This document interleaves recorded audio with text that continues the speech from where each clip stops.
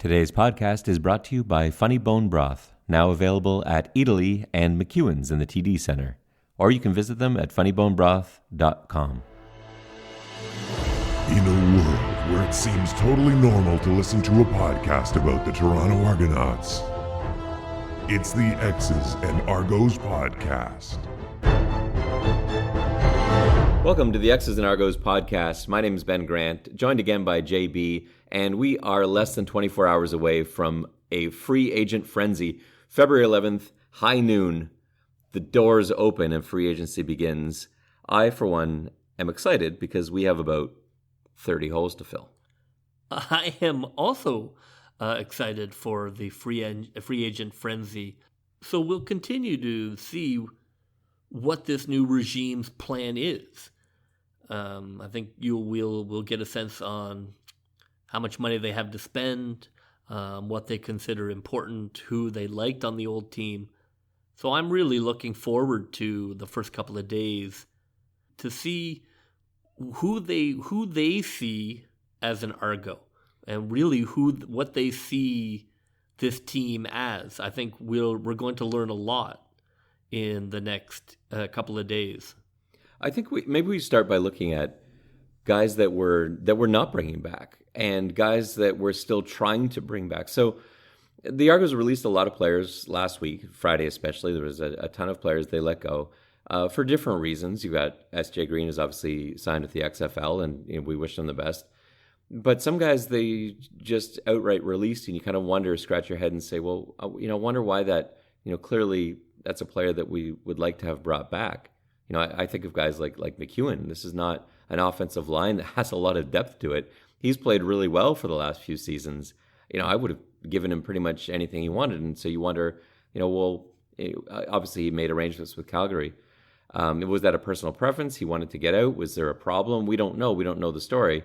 But it stunned me when they gave him his outright release on Friday, because we don't have a single center on the roster, and there aren't really any in free agency either. So I don't know how we're going to answer that question. At some point, we're going to have to bring in a center. I don't think any of the guys on the entire roster have ever played center before. We have a couple guys that have played long snapper, but that's about it. It's a huge problem, because if your line is not at least workable, you just can't even get a look. You can't even evaluate what a scheme is or who is successful in it. I mean, everything just becomes a garbage dump because your field position is garbage and your time before you have to throw is sped up, and then quarterbacks get inside their own heads and their clock gets sped up. I mean, it's just... Yeah, I mean, of course, that's the most important. I mean, if they're going to soak any money, they have to go out and find a couple of guys. But there's so few out there because teams don't let good offensive linemen get to market. There are a couple that I have my eye on, and we'll get to that maybe in our next segment. But yeah, just in terms of guys that the Argos are still trying to re-sign, whose contracts have expired, who have not been released. So there are no offensive linemen. We've either released them. I think we've released 3 offensive linemen. I can't even. I just shake my head. And the guys we got under contract aren't the most exciting players on the roster. So that's not really an option in terms of re-signing guys, bringing back guys. The 2 guys that stand out on the list for me, number 1 is Cleon Lang. I think you have to bring back Cleon Lang. He's Canadian, and that makes a big difference in terms of ratio. He's excellent. He's still performing at a very high level. And he's one of those guys, you talked about identity. That's a guy that you can build an identity behind. You see the type of fire that he plays with, the energy that he brings when he's on the field. I think with a good team, this team getting better, that guy is a leader. And, he hasn't been re-signed yet because every team in the CFL wants him. And I think he probably wants to, test the waters a little bit. I don't blame him. But I think if you're Pinball, you have to drive a truck of money up to his house. There's no doubt that if you have a talented Canadian, you have to keep him. That's just the way the league is. You can't afford to allow Canadians who start to leave your team. Especially on the D-line where you don't typically see a lot of Canadian starters. Yeah, and, I think you can't rebuild a team with all new guys. It can't all just be random guys from random organizations. There has to be some, you can strip a team down to the studs, but you still have to keep the frame. There still has to be something that you're building up from. And I agree with you. I think he is an important guy to sign. And I think that D-line could be really good next year. Like I don't have it listed as one of my sort of positions of need right now because I think we got 3 or 4 other guys that are at the very least interesting on the defensive line. Like I love that we brought Justin Thomas back, Ronald Ollie if he works out, Earl O'Kine if he works out. I know there's a few question marks there, but there's no reason why those guys can't both be excellent for the Double Blue next year. Prince Unabu, I'm pretty excited about it. I know we haven't seen a lot of him yet, but just looking at his film, I think he's going to be awesome in the CFL game. And so if you can add Lang to that group, suddenly that becomes your strongest positional group on the defensive side of the ball. It may be anyway, but Lang certainly helps that out. I don't see how you can let anyone else sign Lang. I think that's priority one. I agree. I think if you look at the talent that's currently leaving the team, it's tough to know without backstories, but it's a little bit disturbing that there seems to be a exodus of talent out of town. But that may be Argos' choice, right? And that's the thing, we don't know. And I remember the guys that we haven't re-signed that we still technically have under contract, Argo free agents. It doesn't mean that we're not going to re-sign them. It just means that they probably think they can either drive up their value a little bit by testing the waters or by getting an offer from another team that they can go back to the Argos with and say, look, this is Calgary's offering me this. What can you do? So I don't know if I would read too much. I don't know if I see it as a mass exodus like that because I think a lot of these guys have yet to make up their minds, and for them it's about this is their livelihood and they want to get the best deal they can. And if the Argos aren't locking them up right away, then I don't see why they wouldn't, even if they really want to come back to Toronto, why they wouldn't at least try out free agency. I think the other guy, the only other guy, well, I think Darrell Walker. I don't have receiver down as a position of need either. We've brought in 4 or 5 guys that I love who I think are going to be excellent in the CFL. But I don't see how you can not at least try your best to bring back Darrell Walker. He's a proven commodity. He's a really good receiver. He's going to cost a lot of money, and that's the downside. And maybe we don't need to spend it on receiver. Yeah, if it were me, I would take the money and soak it into linebacker. Larry Dean, coming out of Edmonton, is obviously an elite player. He is 31, so he's starting to push that veteran edge a little bit. Although at linebacker, you might still be able to get a couple more years. But he was excellent last year. Like he was the arguably the best player on the Edmonton defense. So I think even if I don't know how far down the road we're talking, but I think you can at least get a couple years out of him. Even if his play, let's say you sign him and he's not as good as last year, it's almost certainly going to be an improvement from the revolving door we've had at linebacker due to injuries last year. It wasn't the strongest positional group to start with. So I would love to bring Larry Dean. Hiring an offensive coach, I think you would certainly hope that the offensive coach is not a magic worker, but is able to coach guys up and able to get a dollar out of 50 cents on the offensive side. And I would rather pay retail on the defensive side. I think that defensively we're close. I didn't think we were terrible last year. The numbers weren't good, but I know what you're saying. Like I think the numbers were a little misleading. We never looked, not never. We looked horrible in a couple of games, but there were some games where we looked fine. I mean, if you look at the eye test, guys were flying around the field. It didn't look like we were undersized. It didn't look like guys didn't want it. I'm going to lay a lot of that on scheme. It looked like guys were just not in the position. Me too. And teams were eating our lunch. Yeah, no, we definitely got out schemed last year. So to put the money into the defense is the play. I think that you want to be competitive. I think history has shown great coaches often do not have a great first year.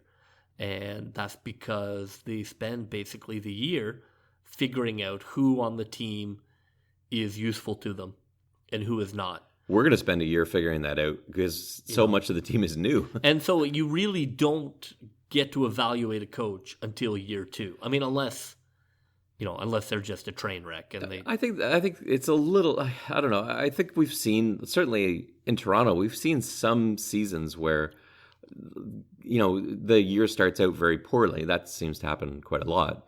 But in some of those years, we catch fire in August. And then suddenly we squeak into the playoffs and win the Grey Cup. And I'm not saying that's going to happen here, but I think the CFL season's long enough where you could have a rough start. I don't think the East is going to be filled with powerhouses next year. I think the Argos can start like we did this year and actually rebound from it. And so if Dinwiddie can take 6 weeks to like figure it out and, maybe we're 2-4 through 6 weeks, I'm okay with that. I think then if you do figure it out, I think there's enough talent on this team right now where if we do add these free agent pieces we're going to talk about, that, I'm not that worried. And I don't think you necessarily have to sacrifice the season as lost on rebuilding. No, I wouldn't say you have to sacrifice it either. I think that's why you should spend on defense. I think our team's going to need an identity. I think that we're closer to having a defensive identity than an offensive identity. So to me, it makes more sense to put the money into the defense. I think that unit is closer to being formidable. I agree. I think offensively with the offensive line, I mean, that's... And I think like if you're asking me to choose between like Darrell Walker and Larry Dean, then I would choose Larry Dean. Like I think Darrell I think he's a better player, different positions obviously, but I think he is a better receiver than Larry Dean is a linebacker. But I think there's way more value in bringing in Larry Dean. First of all, he would immediately be the best linebacker on the team, and he could be that defensive leader. And we've got a couple of young guys, too. Like, I'm really excited about Jason Beck out of Eastern Michigan, but he's going to be a first-year player. I think Bear Woods will be a great mentor for him. I think there's a lot of similarities between those two guys other than age. And you add Larry Dean to that mix. What a great couple of guys to learn from for a promising young linebacker like Beck, who can watch these two professional football players. And, they can show him the ropes. And, a year, 2 years from now, he's suddenly the man. Yeah, you can't fix it all. Fix half of it. I think fix the defense, tighten it up. Hopefully, with our new coordinator, we're going to be a little more successful with blitzes, a little more successful at running scheme. I don't necessarily need it to be a more complex scheme, just a scheme that the guys know and they can play fast. And I wouldn't mind seeing an adjustment or two at halftime. I know we've forgotten what those are in Toronto. After watching, as you know, I've been watching a lot of Calgary Stampeders film in preparation for a piece I'm working on with Coach Dinwiddie's offense. Watching the replay of the Calgary games last year against Toronto were the most painful thing ever in my life, because there was from the first play of the game, we had the exact same look in both games. Both times we played Calgary, we came out with the exact same look and didn't change it. And they just kept, they didn't even play that well. And they just kept running the same play over and over and over again. And we refused to adjust. And, I can't wait to see an Argonauts defense this season that actually seems to watch the game and make adjustments off it. Yeah, I mean, to me, if we can fix the defense this year, and I think patience is going to be required. If the goal is to get out of the boom bust cycle and to create a perennial winner like Calgary, then that's gonna take it's going to take more than a year. And if we can fix the defensive side of the ball and figure out offense, like that would be, I think that would be great. I think what I worry about is them kind of patching up both sides, and then we're sort of leaking on both sides of the ship, and that's no good. I think I'm really hoping that we do make a couple of defensive signings. I think the dream scenario for me, like I don't think we need to sign any DBs. I love the DBs we brought in. We've got 1 billion of them. I don't think we need any more DBs. They look great. And so yeah, if we can add or bring back Lang, add Dean, and bring back Micah Awe, that's another piece that I'd like to bring back. Like those 3 guys, I'm fine with everything else on defense. I think if we can just bring those 3 guys, get those 3 guys under contract, bring in Dean, bring back Lang, bring back Awe, I think we're looking good. Defensively, I would go to war with that team. There's still going to be some growing pains. There's so many new DBs. Some of those new DBs are going to be playing Sam Backer, which they probably don't know yet. But that I think talent-wise, I think that's good enough, and I feel really confident with that. But that's the thing is with in the CFL, it's really just about 2 linebackers, and if you miss on those guys, if we don't bring back Awe, if we don't get Dean, now what? Yeah, and that's like well, I love some of those guys that we've got. You lose games 42-17. I know, and the thing is, the guys we've got under contract right now, I like them, but they haven't got a lot of playing time. They're largely untested. Guys like Nas, for example. Gilchrist, Foggy. I would love to see them succeed. But we just haven't seen enough of it yet. So that's why I think it's so important that we bring back Awe, that we sign Dean. And like I said, I think this defense can go from being pretty poor last year to being one of the better defenses in the CFL. And I think it's just those 3 guys. And maybe that's a stretch and that's optimistic. And I'm looking through double blue glasses, but I think that's it. Those 3 guys are the key to me. The Dean signing, I mean, it's hard to know. It's hard to know how much money they have to spend. We obviously would have to, have a... We're freeing up a lot of salary. We'd have to have a loser tax in the sense that, you got to pay extra. I mean, look, if you're not good, you got to sell... Well, it's not like Edmonton just won the Grey Cup. No, I agree. But we're not winning the Grey Cup next year. I think that's not how you sell a free agent. I think... I don't think you sell it by saying we're not winning the Grey Cup. Well, if he can't hear it because his ears are full of money, then great, it'll be fine. Yeah, that's what I'm saying. I'm just saying. I'm saying that we're, hopefully they are up for paying top dollar. I can't believe you've already given up on this team on February 10th. Well, I've seen the offensive line. Well, no, you haven't actually, and maybe that's the next thing we get to. We don't have an offensive line as it currently stands. Saying, my house is really good except for the frame and the basement. Yeah, those are important.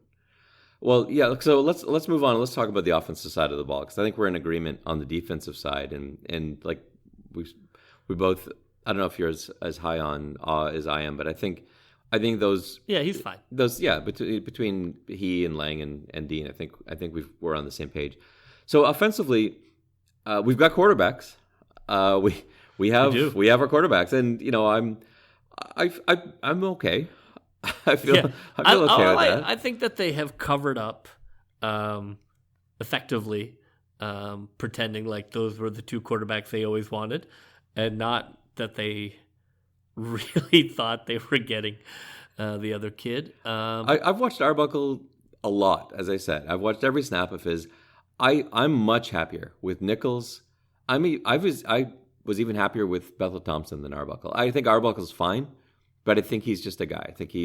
I don't think he's going to lead any team to the Grey Cup. Yeah. I think he's a guy. He's a good quarterback, but I don't think he's any better than Bethel Thompson, and I think Nichols is a couple steps better than both those guys. So I think having Bethel Thompson and Matt Nichols under contract, I think will hopefully Michael O'Connor can stay on the practice squad, or I don't know if they're going to activate him, but But those are our three guys under contract. I'm fine with it. I really wanted Prukop, but I get that that they've let him go, and hopefully he can catch on somewhere else. But yeah, I'm happy with those three quarterbacks. Running backs too. We've got a stable full of really exciting running backs. We've talked about Sankey that I'm excited about. Trayon Gray is going to be interesting, sort of more fullback-ish, but I'm excited about him too. And then your Buffalo Bill, Carlos Williams. So, and we really only need one of those guys to catch fire. Yeah, I mean, I don't know what the success rate is on, NFL washout to CFL All-Star. I don't know if that equation. They're not that old. Like, they're not old though. Like, Carlos Williams is 26, Sankey's 27.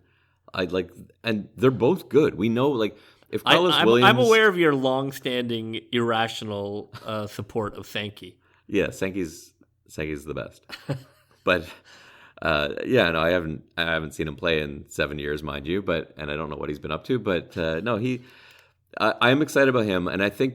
But between those three guys, especially between Trayon Gray, Sankey, Williams, we've got a running back. I just don't know which one it will be. We've got a running back. And I think Nichols is a great signing. I think that might be the signing of the offseason. Yeah, for sure. Oh, it is, unquestionably. Because I'm sure, I'm sure they talked to him about having a, we'll see how this goes, but there's no way he signed without having a conversation about there being an open quarterback competition. I can't see that he's just rolling in here expecting to be a backup. No, well, he just like even from his press conference today, like he's the starter. Like he knows, and I still think they frame preseason like let's see who wins the job. Right. But I think everybody is aware, and I think Bethel Thompson is becoming more aware that Nichols is the starter. Yeah, he's the starter, and I think that's fair. Yeah, he's good. He's a good quarterback, and I think he'll fit well into Dinwiddie's system. So, that suddenly goes from being a position of concern a couple of weeks ago to a position I'm really not that worried about at all. I feel similarly about wide receiver. That's again, a lot of these guys are new. We don't have a lot of guys under contract. Actually, I think we've only got 2 guys under contract out of the 15 receivers that we currently have. And I don't think I'm exaggerating that. I think we do have 15 guys. There's only 2 that played last year. I just don't see. If you're tight for money, bringing Walker back is, I think if we have the luxury to bring him back, I think he's exactly that. I think it's a luxury, and I think it's sort of. And if we can afford that, great, bring him back. But you're right. Like if we can't, I'll go to war with these guys. I like Blumenthal. I like Anderson. I'm really excited about Isaac Zico. Chandler Worthy, we've brought back, and he'll have to obviously take another step. And I'm not sure they won't bring back Rodney Smith, who they haven't yet re-signed. I'm not sure they won't give him a contract. So, but there's 4 or 5 guys on that list that I think will be just fine, if not strong. Yeah, I think moving on from Walker is the play. So that brings us to offensive line, and this is to me the biggest position of concern. There's no question. It's not even close. Because not only do we not have any of our own guys left to bring back, we've released them all. Of the guys under contract, and we currently have 8 offensive linemen under contract, none of them play guard or center. Shane Richards has played some guard, and that at Oklahoma State. That's it. The rest of them are tackles, and not proven tackles. Like I imagine Isaiah Cage, they're probably penciling him in as the left tackle. Just resigned Jamal Campbell, they're probably penciling him in as the right tackle. But we just, after that, I don't know that you can count on Shane Richards as a guard.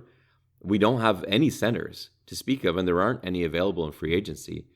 So I'm really worried about offensive line. And if I were Nichols, I would start looking up and down that roster wondering who's going to be pass protecting for him. Yeah. Do they have a secret stash that of offensive line that they haven't told anyone about? Like maybe they, and we'll see. And that's where tomorrow gets exciting. Maybe they have reached out to some guys that we're going to bring, but there just aren't that many. Like you said that earlier. Like the pickings are not great.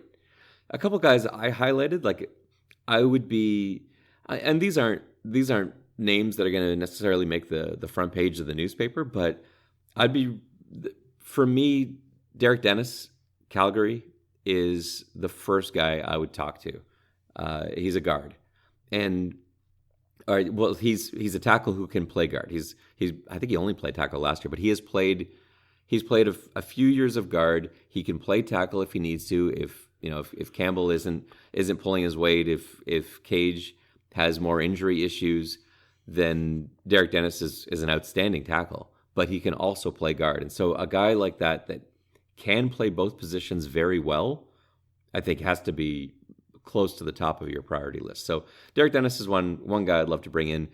Philip Blake, a true guard out of Saskatchewan. He's a little older. I know he's 34, and that's probably not a great long-term solution, but I think you can play guard at the age of 34. He looked good last year, and I don't see why we don't kick the tires on Philip Blake. I think that's would obviously be a huge improvement over the no guards we currently have, and there just aren't a lot of guys on that list. And that's after that, like do you bring in Riker Matthews from Hamilton? I think he's going to be expensive, but we're not really looking for tackles, so I just don't know who else is out there. I don't know where we find the other guards. Like we can't go into camp with one guard under contract and no centers. So I don't know where they're going to find them.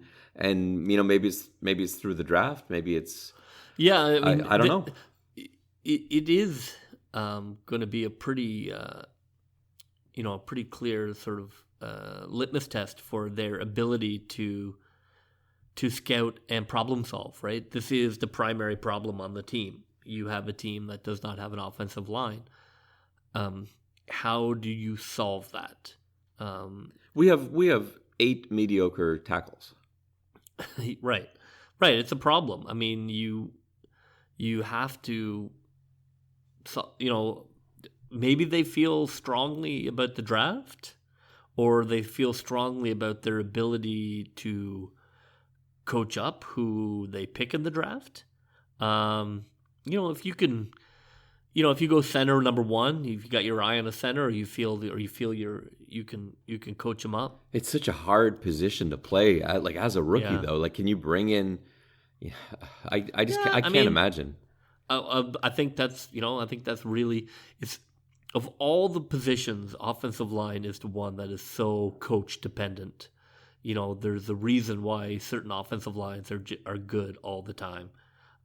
It's such a coach specific. It's not a natural ability position. If you roll 4 studs out, you can wreak havoc on the defensive line. But that's not how it works on offensive line. Offensive line is, hippos playing piano. So it's it's like brute force, but it also is really fine motor, really complicated things. It's so technique based. I think we're going to find out whether it's technique based with intelligence. Like you have to be smart to be a good offensive lineman. You have to be great at studying. You have to really work hard. Offensive linemen spend more time in the film room than anyone else but quarterback. And center is your guy. Center is the guy that's got to run that. Yep. And that's what makes me so nervous. I can't see. They have to have a plan. Like obviously, they have to have a plan. And to let Sean McEwen go, they can't just have agreed to that without thinking of the long-term consequences of that. So there's something. Now, a trade. Yeah, that's the only thing I can think is that they're going to have to piece together a trade. And we'll have some assets. Because we're so deep at certain positions, we'll have some trade assets. But until we get a center under contract, a proven center under contract, and at least one guard, because you can't start 2 rookie guards. So until we get a center and a guard under contract, I'm going to be just as nervous as Nichols. And I think we'll get a pretty good sense. Like we're a month and a half away from the CFL Combine. Like if we get that far down the road and we still haven't got a center or guard, then yeah, then I I don't even know what to say at that point. I think it's too late at that point. I think if we get that far down, then it's got to be a trade. I think that's the only thing. I mean, I've been encouraged by the new regime, and I have faith in pinball. I do, and I do like Coach Dinwiddie. I can't think they don't have a plan. They must. I like their decisions. I think their decisions so far have shown a real intelligence and a plan. And I think the next week of free agency is going to be really instructive. I think we'll probably come back after the tidal wave of free agency and kind of evaluate who got better and who's still Ottawa. And, we can talk about that prior to, to the combine.